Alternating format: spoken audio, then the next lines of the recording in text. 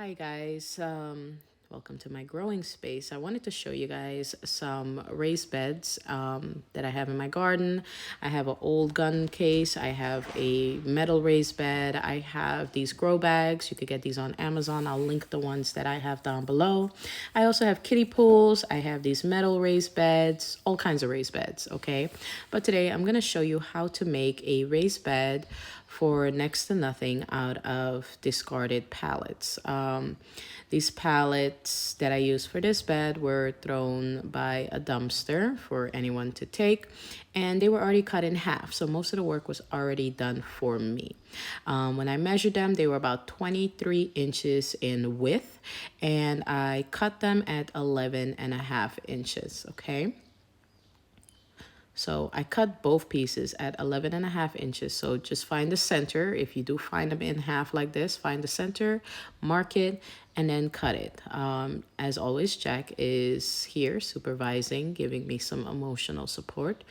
He has been the best little fur buddy animal for a child the last year and a half, dealing with some of the things that I'm dealing with. Some of you know, some of you don't. But yeah, he's always around when I'm doing stuff. Okay, before you use a saw like this, make sure you have gloves on and glasses. Always use glasses, okay, clear ones to protect your eyes from potential splinters or, you know, the saw kicking back, anything like that, okay? So if you don't have a saw like this, you can use a hand saw. The only reason why I'm using this is because I have one. If you don't have one, just use a hand saw. This saw though, the blade is not long enough to cut all the way through, so it's just cutting almost halfway through on both sides, and then I'm using a hand saw to finish the job. All right. To use a handsaw, you want to have it on something where you can hold it down and then cut through. And then you saw that I used my foot to hold part of the pallet down and saw it through. All right, so basically this is one pallet cut in four. And again, like I said, most of the work was already done for me because it was cut in half perfectly. Okay, so making one garden bed out of one pallet. And this will be about a 4x4x4 foot pallet. The length and width of the palette, about that size. Okay, basically a perfect square almost. Okay, and I feel like it's really aesthetically pleasing. I know a lot of people want to start gardens, but you don't want it to look tacky or too shabby or anything like that. And you know, I understand. I like my garden to look a little bit shabby but also a little bit pretty, so it doesn't really, you know, bother me. So long as you're growing food, that's all that matters. If it works for you, that's all that matters. If you could grow food in it, that is all that matters. Now I'm going to use some 4-inch 4.5-inch long screws. These are deck screws. To connect these pieces, I use 3 to 4 screws per section. You do not want to just use 2 screws because that just doesn't make the bed stable enough. It will be wobbly once you try to move it. So use 3 to 4 screws and try to stagger them just a tiny bit, okay? So I'm letting the screw grow. I'm thinking about plants. Go through the what looks like a 2x3, or yeah, that's a 2x3, to go through that and then into the other 2x3, and then there is a 1x3 or 1x4, whatever that is. I could be wrong. That's okay. I'm okay with being wrong sometimes. All right, but make sure you use more than, you know, 2 screws. At least 3, 4 will be best. I used 4. Okay. And this drill bit is my favorite drill bit. I'm pretty sure somebody's going to complain and say I should use a smaller drill bit. This is my favorite drill bit. I spent $8 on this drill bit 6 years ago, and it's still here. I lose it sometimes, but I still find it. It's my favorite, okay? Anywho, once you have your sections connected like this, you're just gonna check if you did use 3 screws. Just check, see if it's wobbly. And if it is, put in another screw, okay? I also did put some screws in like a angle instead of straight in, like a slanted angle where the screw goes in a slanted way to make sure it is stable. So here I'm just checking to make sure it's not wobbly. It felt a little wobbly right there, so I'm putting in another screw.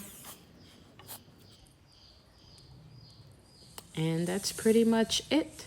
You can pick this up yourself. I could pick it up myself, but my son decided to help me. So we moved it to an area where I first wanted to put it, which is behind my pallet fence. And then my son said it looked weird there.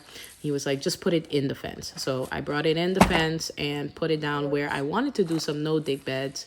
So now it is where the no-dig beds would have been. Okay, my fence, my garden fence, by the way, is made out of pallets. So that works for me as well, and it cost me almost nothing. All right, so to keep the soil in this bed, this is meant to be an affordable garden bed. If you want to go out and buy extra material to close the little gaps around the pallet bed, that is completely fine. It will still be super affordable. You can buy material to close the gaps, but I'm not doing that. I'm just going to use some landscaping fabric or weed barrier fabric. This is the cheapest one I could find. It was about $3.99 for a roll.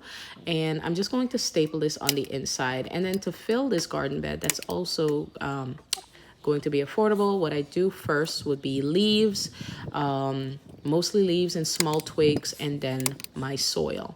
And I'll do about, fill it about all the way, at least 2 to 3 times, and wet it every time I fill it, because if you're using leaves, they will break down to about 70% of their volume. So if you put in, you know, a whole bunch in there, 70% of it will break down and, you know, shrink.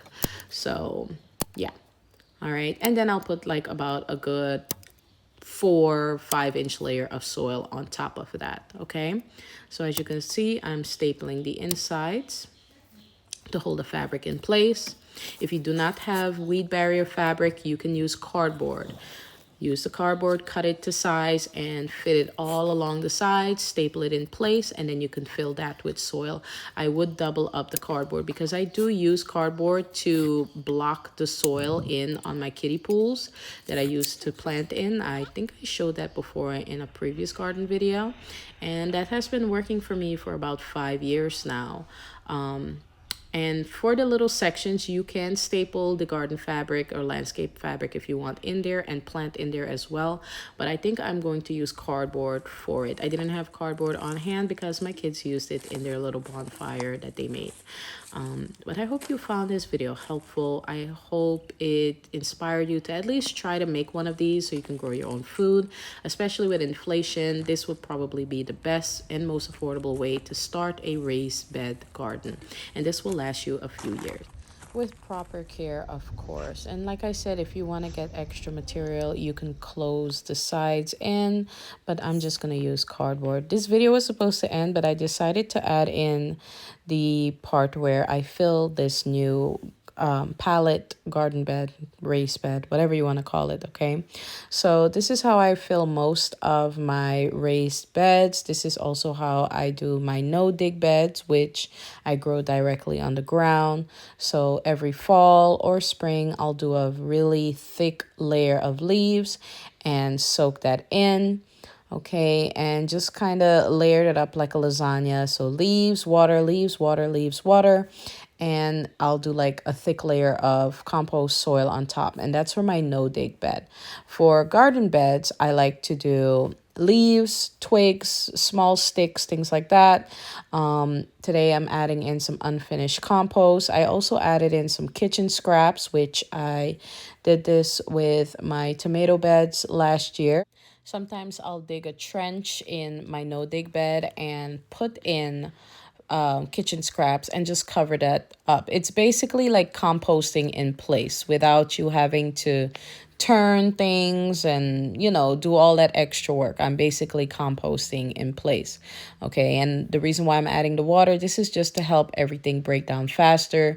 The earthworms are going to be able to come in and help break everything down, and this bed will be ready to use for summer crops in about 3 to 4 weeks. So that is my timeline for when my summer plants come outside.